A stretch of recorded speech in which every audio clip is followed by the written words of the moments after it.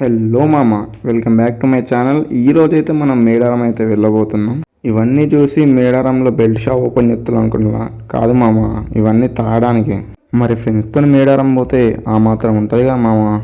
ఉంటది. సరుకుతో పాటు సామాన్ మొత్తం టాడాస్లో కుక్కేసి మనం మేడారం బయలుదేరినాం మామ. ఇక మేడారంలో దిగగానే మా వాళ్ళు భూమిని మొత్తం పరిశీలించి ఇక్కడ ఉందామని డిసైడ్ అయ్యారు మామ.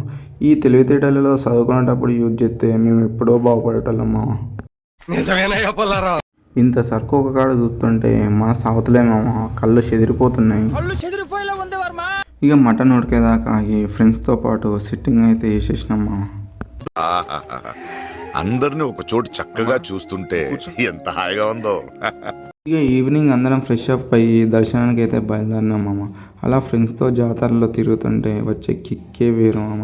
అలా రాత్రి దర్శనం కంప్లీట్ చేసుకొని పొద్దున్నే మిగిలిన సరుకు మొత్తం తాగేసి ఇక ఇంటికైతే బయలుదేరినాం మామ.